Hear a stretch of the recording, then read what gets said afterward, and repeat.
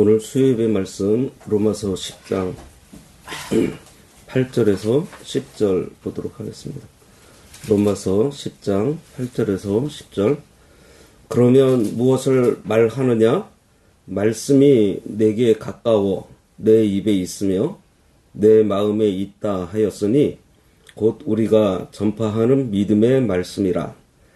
내가 만일 내 입으로 예수를 주로 시인하며 또 하나님께서 그를 죽은 자 가운데서 살리신 것을 내 마음에 믿으면 구원을 받으리라.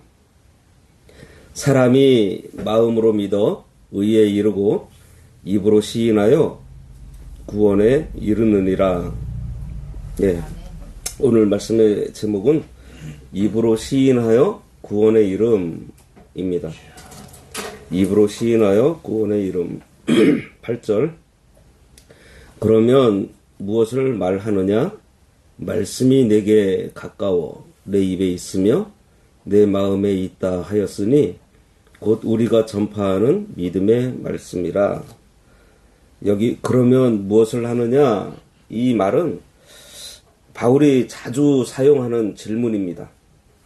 바울은 앞부분에서 언급한 그 부정적인 접근 방법에서 벗어나서 지금까지 논의했던 그러한 문제들에 대해서 이제 막 요약하면서 결론을 내려고 하고 있어요.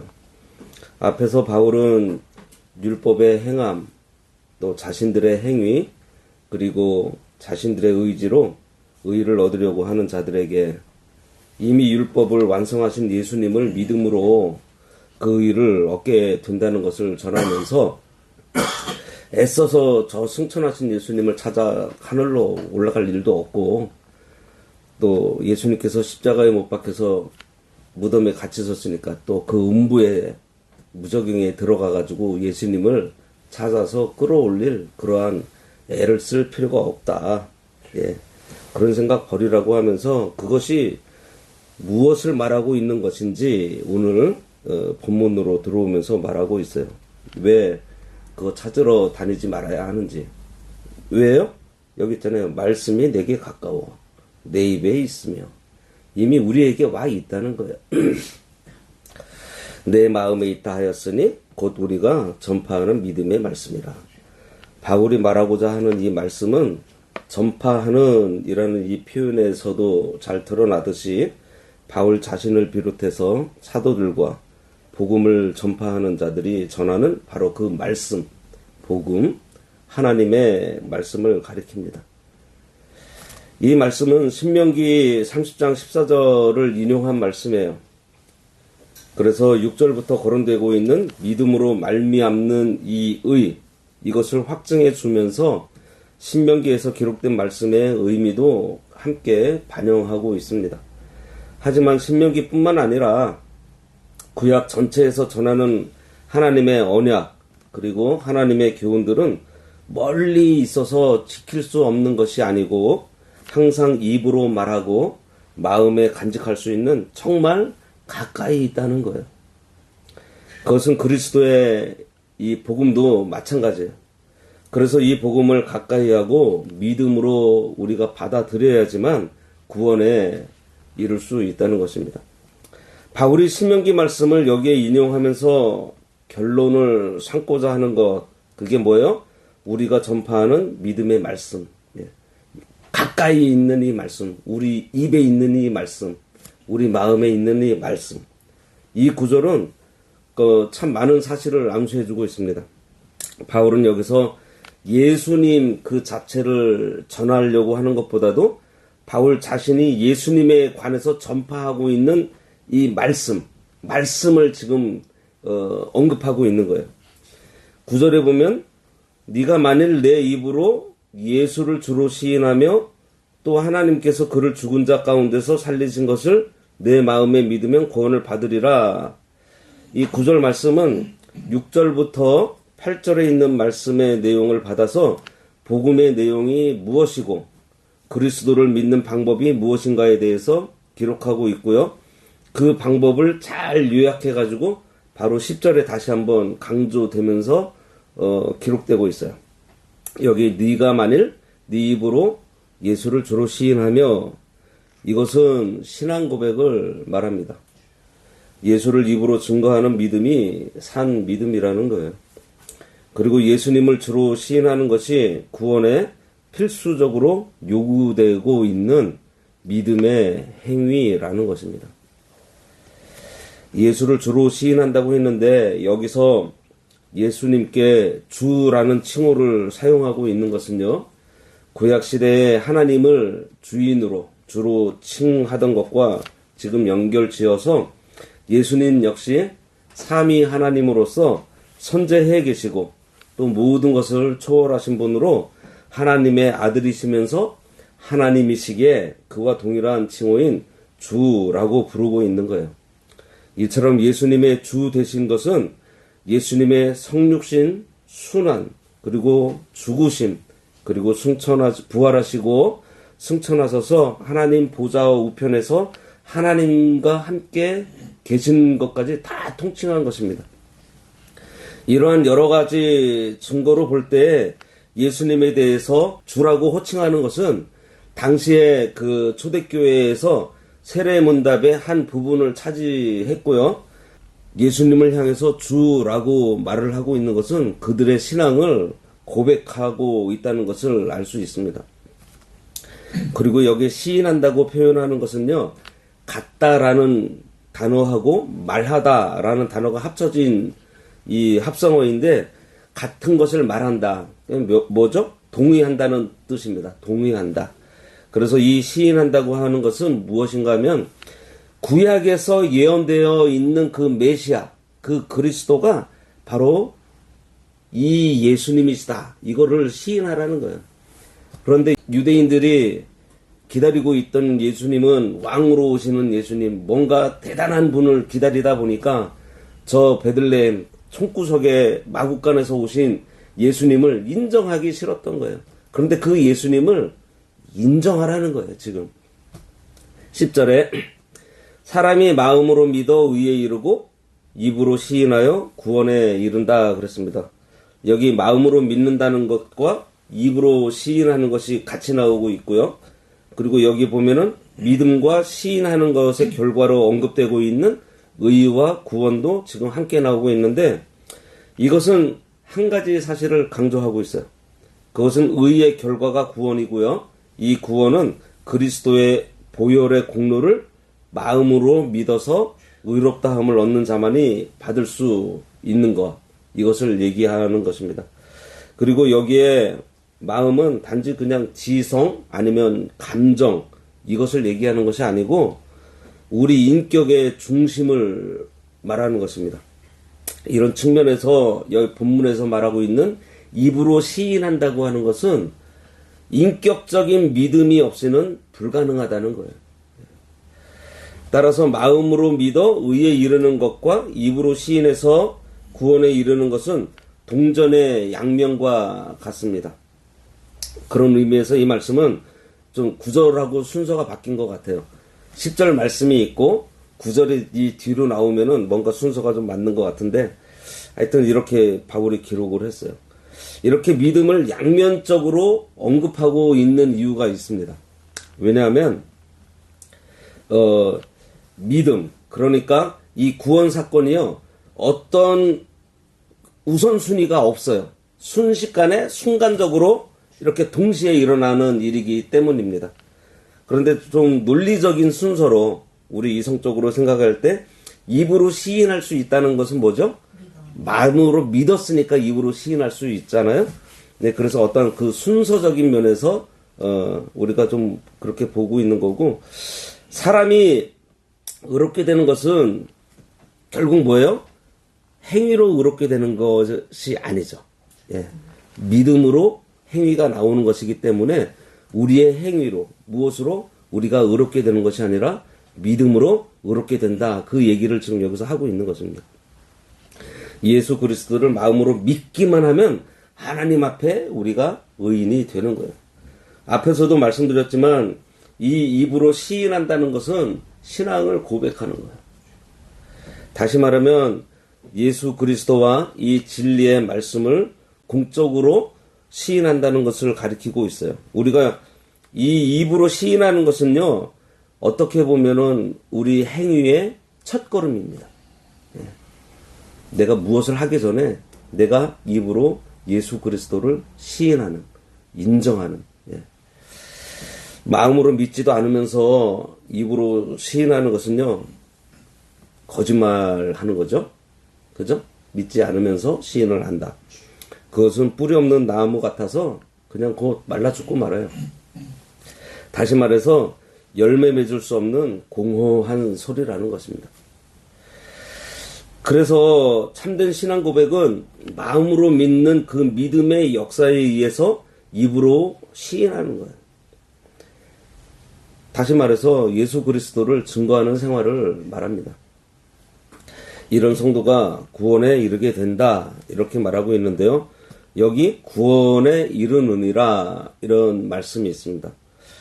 자, 그러면은 마음 예수 믿으면은 구원 받았다 이렇게 말해놓고서 구원 받았으면 받은 거지 구원에 이른다는 것은 또 무엇을 말하는 걸까요? 이것은 구원받은 후에 구원을 이루어 나가는 것, 다시 말해서 성화를 말합니다. 우리의 영은 즉시로 중생에서 구원받은 상태이지만 우리의 육체, 우리의 몸은 여전히 죄성, 육체의 부패성에 사로잡혀 있기 때문에 중생한 영이 성령의 인도를 따라서 거룩한 삶을 살아서 구원을 이루어 나갈 수 있는 거예요. 말씀을 마음으로 믿어서 그 말씀이 우리에게 의가 되었고 그 말씀을 순종하면서 거룩함을 입어 나가고 그 말씀대로 행함으로 우리 구원이 이루어 나간다. 그러한 의미입니다. 구원을 이루어 나간다는 것은 성도가 이 죄악에서 점점 멀어지고 영이 자라나고 또 그리스도의 형상이 우리의 그 인격에 이렇게 나타나고 이루어져서 그리스도로 옷 입게 되는 것을 가리켜요. 성도가 이 세상에서 구원을 잘 이루어서 하나님 앞에 가는 것이 아주 중요해요. 또 하나님께서도 그것을 좋아하십니다. 처음 믿을 때는 신앙도 어리고 용도 어려서 어린아이 같다가 점점 자라면서 장성한 자와 같이 돼요. 히브리서 5장 13절에서 14절에 젖을 먹는 자마다 어린아이이니 의의 말씀을 경험하지 못한 자요.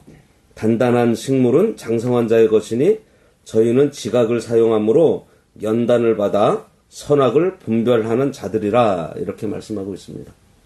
그리고 에베소서 4장 15절에는요. 오직 사랑 안에서 참된 것을 하여 그에게까지 자라라. 예수님까지 자라라는 거예요. 그리고 마태복음 5장 19절에는요. 말씀을 행하지 못하고 믿는 자는 천국에서 작은 자라 그랬어요.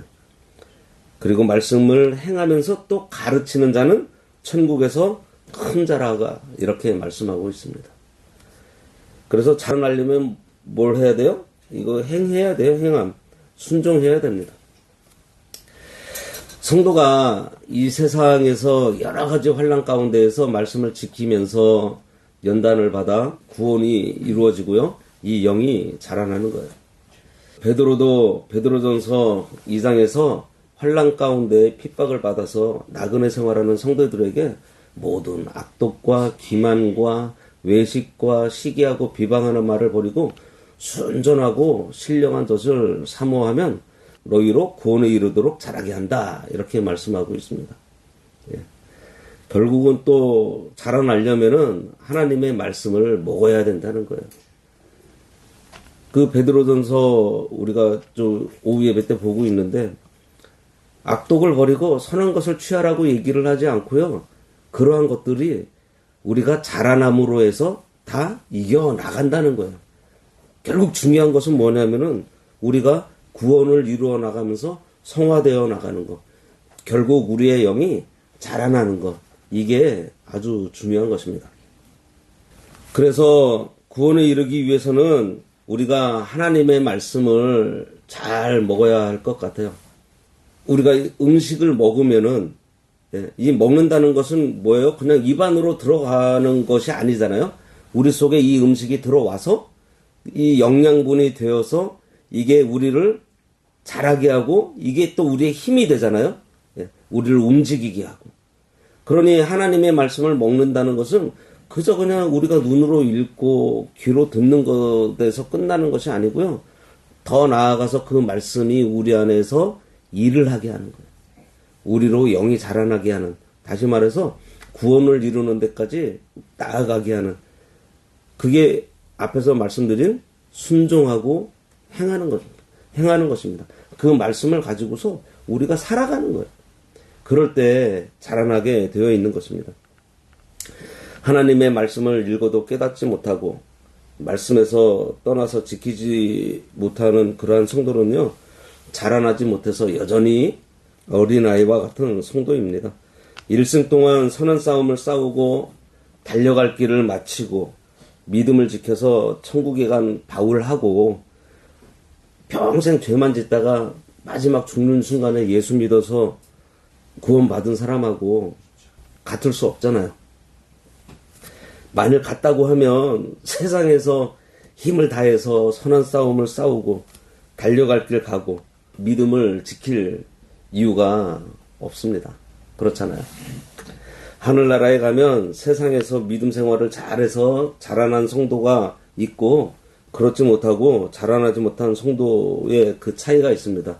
아까 앞에서도 마태복음 5장 19절 읽었는데요. 누구든지 계명 중에 지극히 작은 것 하나라도 버리고 또 그같이 사람을 가르치는 자는 천국에서 작다고 했는데 행하면서 가르치는 자는 천국에서 크다 그랬잖아요. 상급의 차이가 있습니다. 그리고 이 세상에서 구원을 이룬 만큼 천국에 가서 우리가 그 잘한 만큼 그것으로 영생하는 거예요. 그러니 우리 성도는 전심전력을 다해서 선한 싸움을 싸워야 할 것입니다.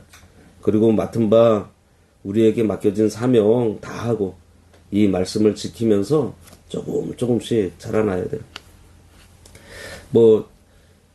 얼마 전에 할아버지가 돼서 우리 애기 이렇게 크는 거 보면은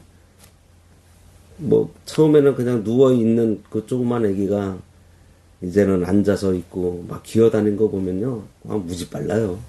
그 손주들 있는 분들은 아마 그런 걸 느끼실 겁니다. 하나님께서 우리의 그런 모습을 보신다는 거죠.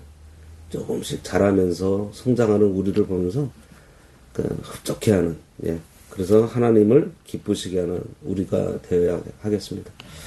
기도하겠습니다.